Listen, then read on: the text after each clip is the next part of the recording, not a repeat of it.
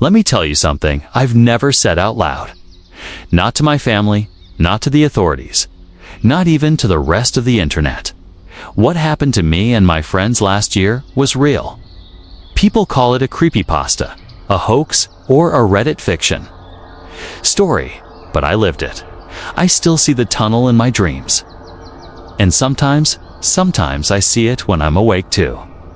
We found a tunnel. It was in the middle of nowhere, no sign, no warning, no map. It wasn't supposed to exist, but it did. And we went inside anyway. This is what happened. It started with my friend Kieran's idea.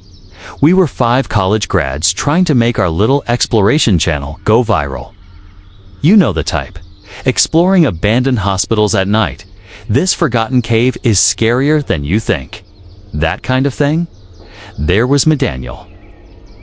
I handled filming and editing. Kieran, he was the thrill seeker and the leader, always pushing us farther. Jules, our medic and skeptic. She never believed in ghosts, just rusty nails and carbon monoxide. Maya, the researcher. She could pull obscure folklore and local myths from anywhere. And finally, Theo, the quiet one with the best gear and the worst luck. But he always came. That weekend, we were supposed to explore the remnants of a ghost village up in the northern forest region. It had been abandoned decades ago after a landslide. Local legends said people disappeared even before the earth swallowed the town. Naturally, Kieran was obsessed with it. We left Friday morning with all our gear. Cameras, lights, first aid, food, portable charger packs, and printed maps from both old survey documents and modern GPS. No one mentioned the forest trail we had to take. No one mentioned the strange shifts in terrain or how compasses stopped working halfway through. No one mentioned the thing waiting underneath. We parked our van at the last checkpoint before the trail began. A rundown gas station. No staff, just an old man sitting on a porch, smoking. He looked at us as we loaded up our bags and gear. "You kids filming ghost stories?" he asked, without blinking. Kieran laughed. "You could say that." The man narrowed his eyes. "Don't go past the 4th mile. Trees change after that. And if you see anything unnatural, you turn back." "Got it." Jules raised an eyebrow. "What do you mean by unnatural?" He didn't answer. Just looked at each of us like he was trying to remember our faces. "You go looking into the earth," he muttered. "Sometimes it looks back." We laughed nervously and waved goodbye. That was the last warning we got. The forest trail was narrow, but manageable. Our spirits were high. Kieran kept the vlog camera rolling, cracking jokes, filming Maya talking about the history of the place. She told us the village was originally called Greystone Hollow, founded in the 1800s by European settlers. By the 3rd mile, things started to get weird.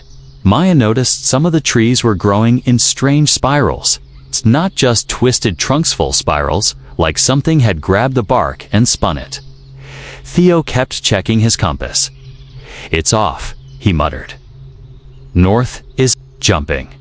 "Maybe it's the iron in the ground," Jules said, but even she sounded uneasy. We came to a fork that wasn't on any map. One side led deeper into thicker woods. The other curved sharply to the left and downward. "There's no left path." "On the satellite map," Maya whispered. Kieran grinned. "That's the one." We followed. The slope was muddy. At the base of the hill was a depression in the earth, most like a sinkhole, but deliberate. At its center was an opening. It looked like a man-made tunnel, about 6 feet wide, 5 feet tall, reinforced with ancient timber beams, black with rot and moisture. Vines and moss had grown over the entrance. Something had carved symbols into the stones flanking it. Not ancient runes, just wrong. As if someone tried to mimic language but missed. Angles, spirals, sharp hooks. "What is this?" Maya whispered. Kieran aimed the camera at the entrance.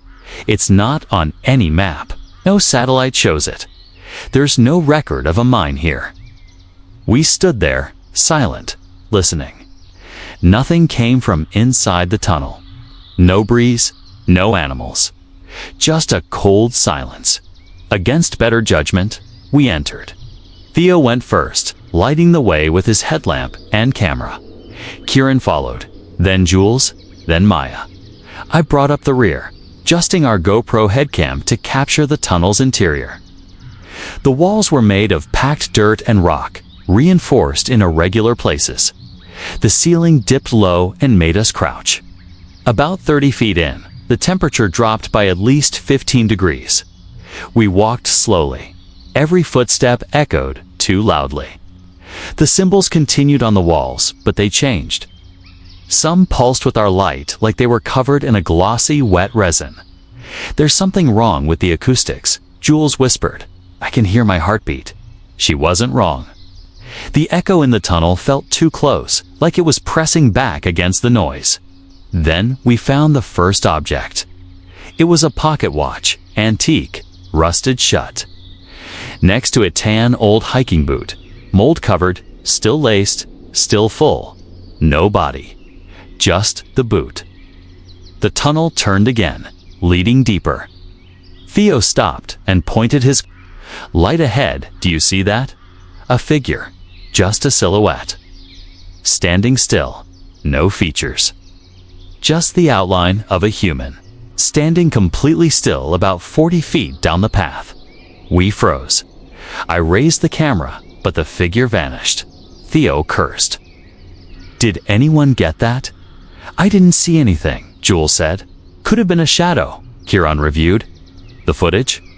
The camera had caught the figure for exactly 2 seconds before static interference erased the frame.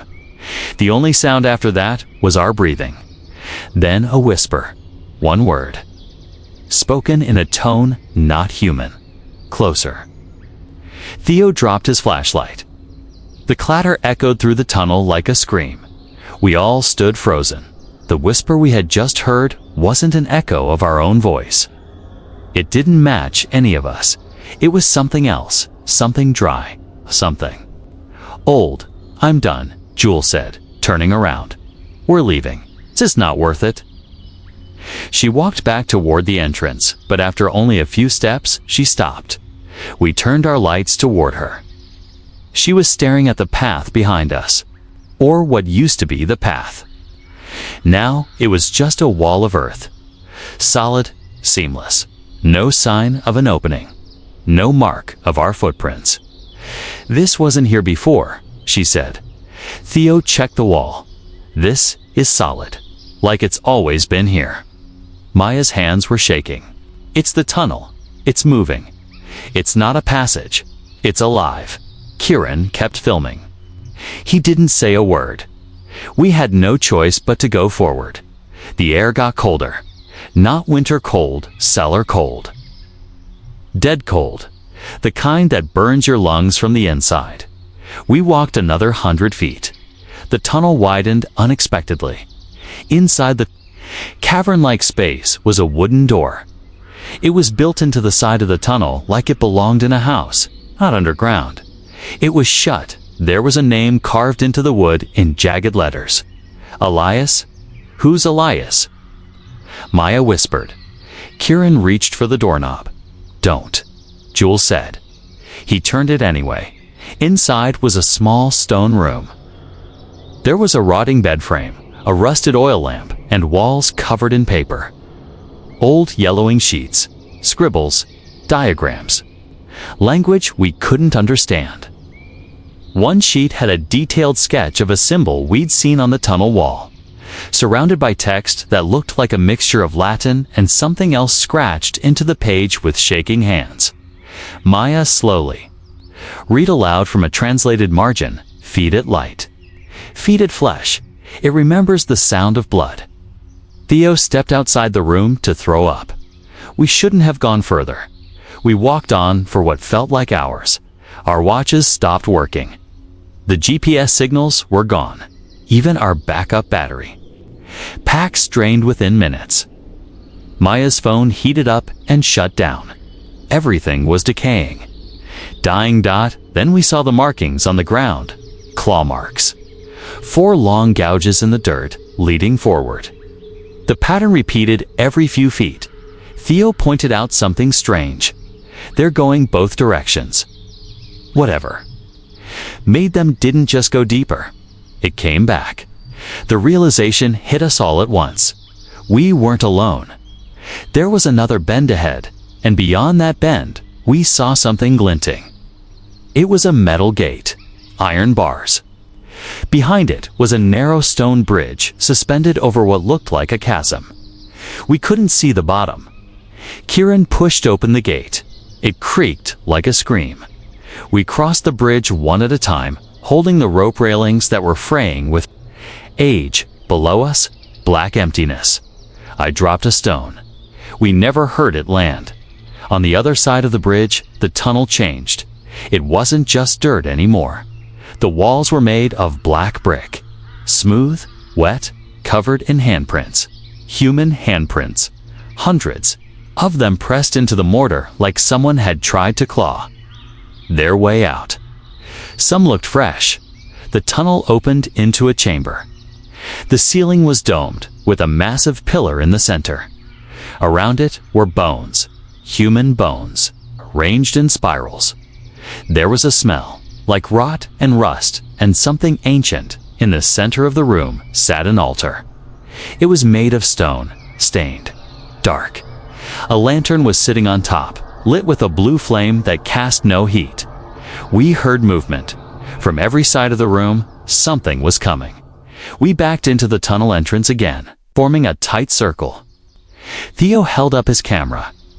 The screen flickered. Then we saw it figures emerging from the walls. Tall, thin, white-skinned. Eyes covered by cloth. Joints bent the wrong way. They didn't walk, they glided, like their feet never touched the ground. Their mouths hung open in silent screams. They circled us, slowly, as if tasting the air. Jules screamed and pulled out the flare she kept for emergencies. She lit it. The creatures stopped. The red light seemed to hurt them. They shrank back into the dark corners. We used that moment to run. Down the other tunnel, left, right, down. We had no idea where we were going. Every turn looked the same. Every mark on the wall repeated itself. The tunnel was looping. Then Kieran shouted, "Over here!" We ran to him. He had found a ladder. Metal rungs embedded in the wall.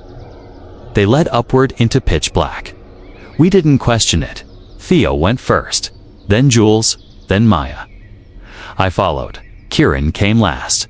We climbed for a long time. When we emerged, it wasn't into daylight. We were in another tunnel. This one made of concrete, man-made. Silent at the end was a metal door with a flickering red light above it. We pushed it open and stepped out. We were back in the forest, but everything was wrong.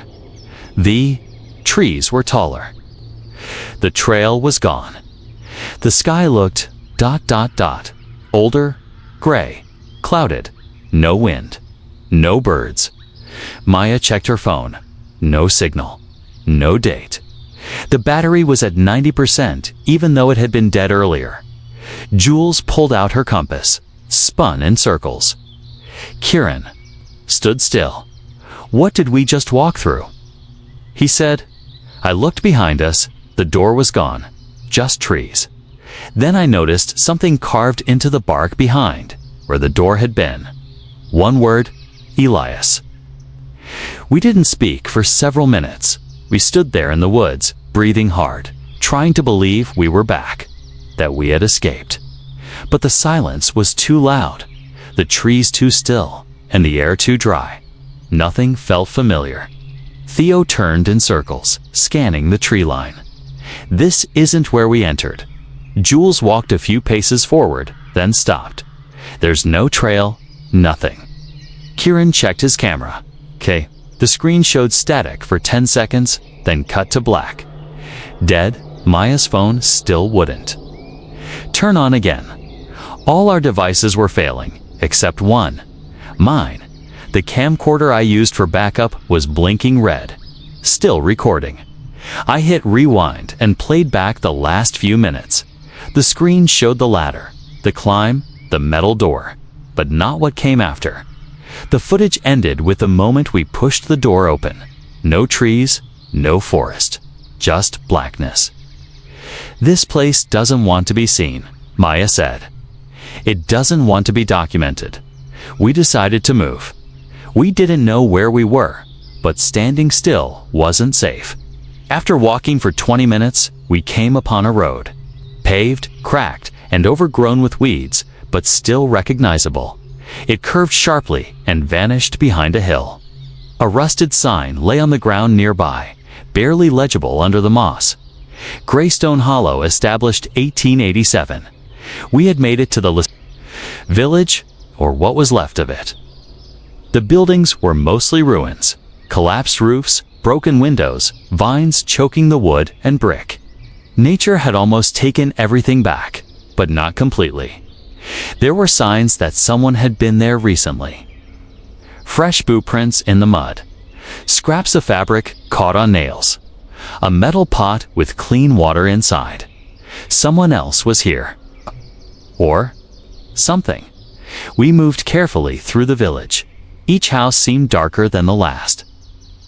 Some had doors that creaked open on their own. Others had symbols carved above the thresholds, the same symbols from the tunnel. Jules refused to go inside the buildings. We already pushed our luck once. Theo was taking photos with the one disposable camera we had left. Every time he took a shot, he flinched, like he expected something to lunge at him. Then Maya found the chapel, stood in the center of the village, mostly intact. Its steeple leaned slightly, and the bell was missing, but the wooden door still stood, closed and sealed with a chain. There was a plaque nailed to the front: "Do not open. Do not enter. Beneath this floor, IT waits." Kieran looked at us. "We have to see what's inside." Jules stepped back. "No, absolutely not." But Kieran was already unlocking the chain with a multi-tool. The door groaned as it opened. Inside, the chapel was untouched by time. The pews were imperfect. Rows, the altar stood clean. Candles lined the walls, though none were lit. Dust hung in the air like fog, but there were no cobwebs. Maya found a Bible on the pulpit. It was missing pages. The ones that remained were covered in the same strange language we'd seen in the tunnel. She flipped to the last page. One sentence was scrawled in red ink: "Let it sleep." Then we heard it, a sound from beneath the floorboards. It's a slow, dragging scrape, like something with claws was moving just under the wood. Kieran stepped forward, filming. "Do you hear that?" Thea whispered. "And it hears us." The scraping stopped. The silence was worse. Then the boards beneath Kieran buckled. We screamed as he dropped straight through, vanishing into the dark. We ran to the hole. It wasn't deep. It's maybe 8 feet down. But Kieran was gone. No sound, no movement. Only darkness. Maya threw down a glow stick. It landed and rolled. The light hit something on the floor. A trail of blood, leading away. Theo dropped in first, then Maya. I followed. Jules hesitated, then cursed and climbed down after us. We were in another tunnel. Not dirt, this time stone and metal. Lined with torches that lit as we passed, like something knew we were there.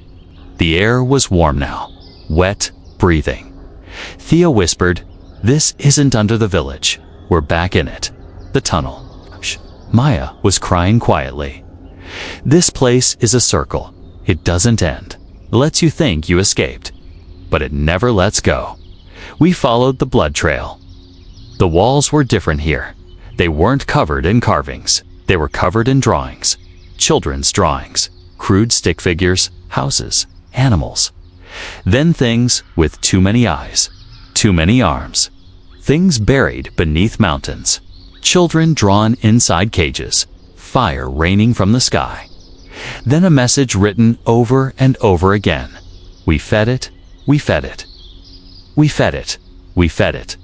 We found Kieran's camera first, then his bag, then his blood. But no body, just footprints. Drag, marks, and a new symbol on the wall. One we hadn't seen before. It pulsed like it was alive. A deep rumble echoed through the tunnel. We weren't alone anymore. Something was hunting us. The rumble grew louder. The walls of the tunnel began to tremble. We pressed our backs against the stone, lights shaking in our hands, breath shallow. It felt like the air itself was vibrating, humming with a low frequency that settled deep into our bones. Theo raised his camera again. The lens was cracked. The screen flickered to static. Then something moved in the darkness ahead. It didn't crawl. It didn't walk. It shifted like a shadow, twisting into something physical, long and unnatural. Too many joints, scraped along the stone with claws that sparked against the floor. We ran. We didn't look back.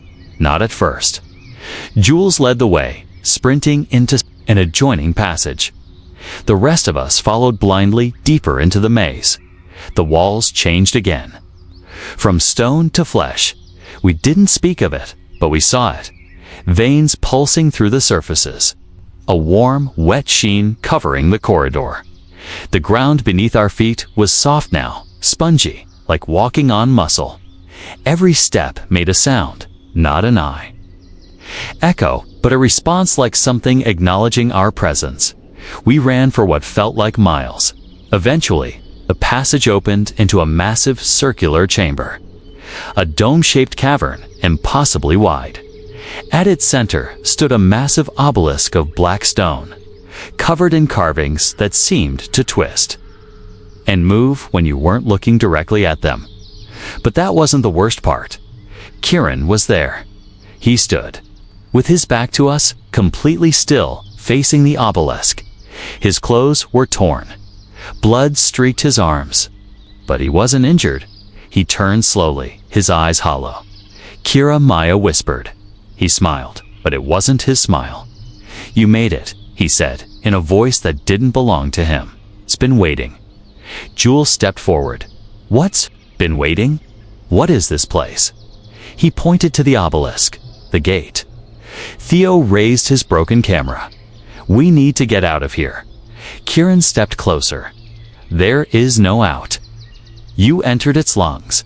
You breathed its air. It knows you now. It carries you inside." Maya started crying. "This isn't real. This can't be real." He reached out a hand toward her. Jules pulled Maya back. "Stay away from her." Kieran paused, and then he laughed. A low, broken laugh that echoed through the chamber like a chant. The light changed. The walls of the cavern began to pulse. The obelisk cracked open. From it poured darkness, not absence of light, but something tangible. A force. A shape without shape. It slithered across the floor like liquid shadow, reaching out in all directions. We ran again. Back into the tunnel. Kieran didn't follow. The darkness, it chased us like a wave, bending the tunnel behind it. The ground split, walls bulged. The air vanished. Our lights flickered out. One by one, Theo tripped and fell. I reached for him, but he yelled, "Go." "Go!" Maya and Jules dragged me forward. We burst into another corridor.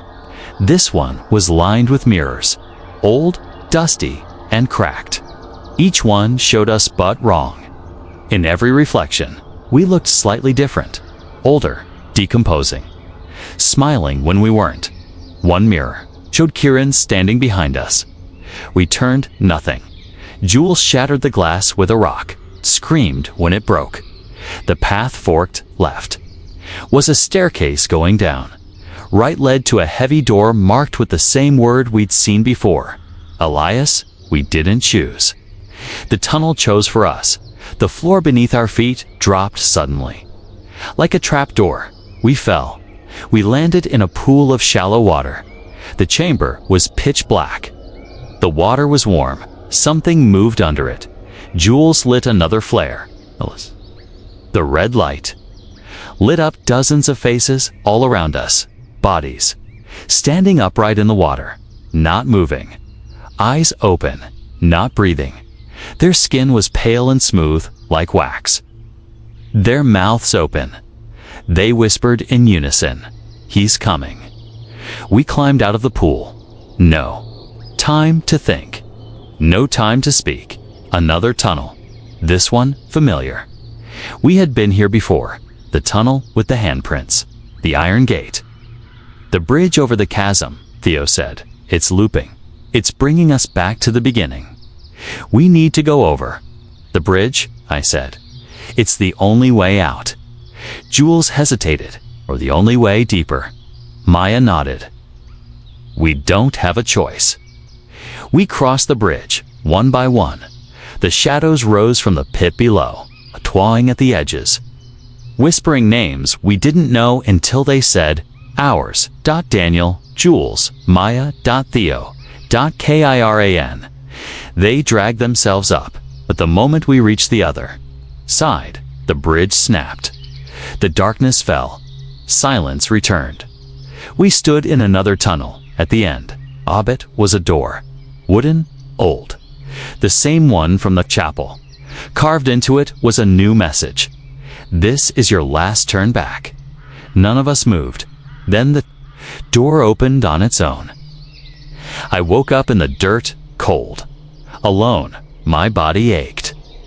My head throbbed with a pressure that wasn't entirely physical, like something heavy was still sitting on my soul. The cabin was gone, so were Jules and Maya.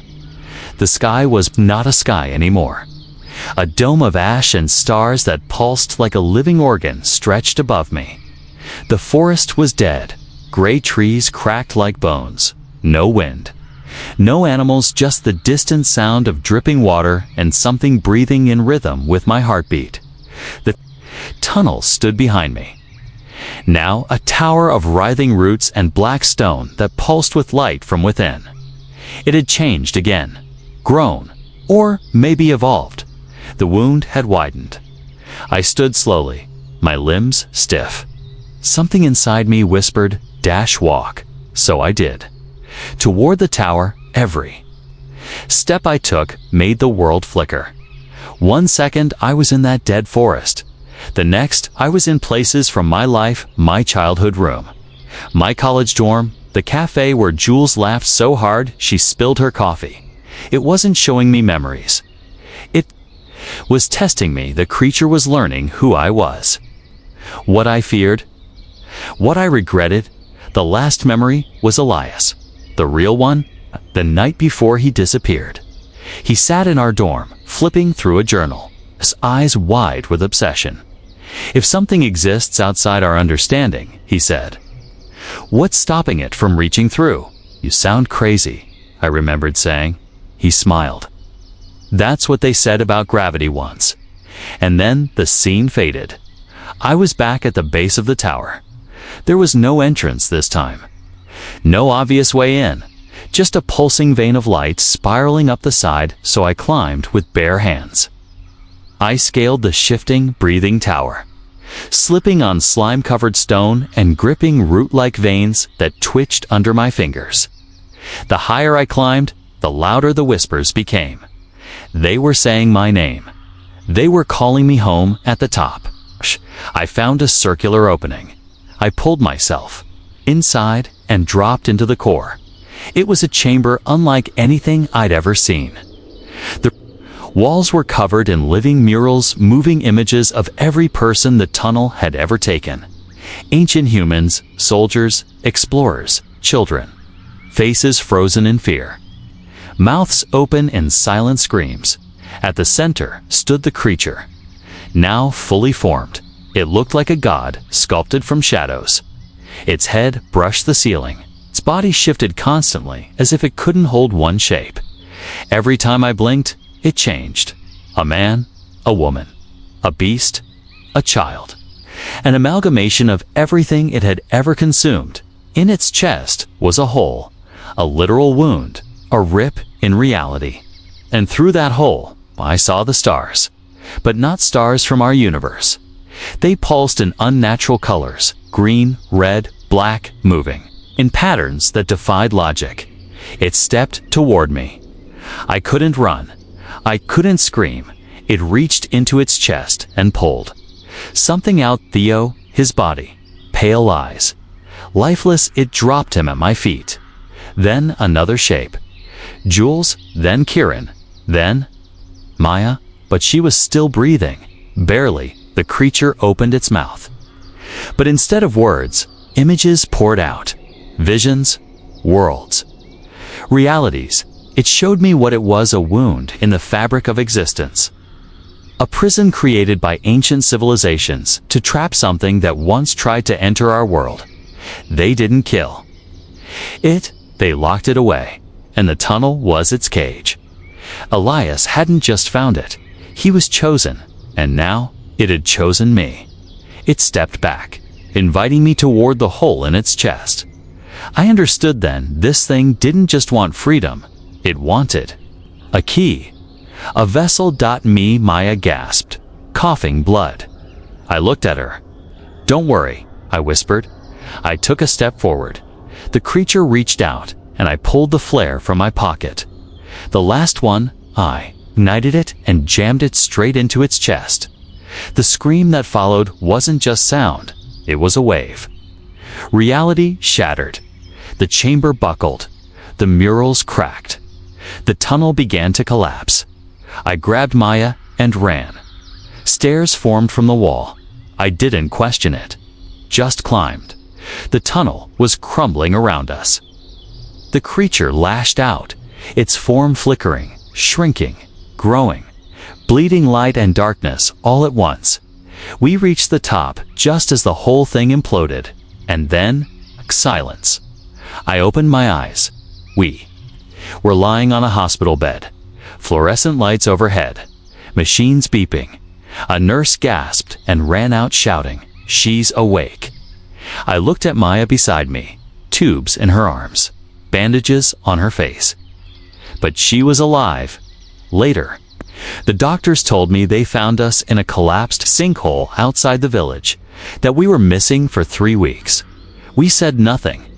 We knew they wouldn't believe us. No one ever would. But sometimes, when I'm alone, I still hear the tunnel, then the hum of electronics. In the silence between thoughts, I still hear it calling. And sometimes, I think I see it in dreams, in shadows, in places where it shouldn't be. Because the tunnel didn't vanish. It moved, and it's waiting for someone else to find it. Thanks for watching. Hoped you liked it. If you watched till the end, please comment "end" so that we could understand you were with us till the end. As well as, please let us know, where are you watching from? Before leaving, please hit the subscribe button, comment your thought, and share with your nearest and dearest one. See you in the next one. Until to the next one, stay happy. Goodbye.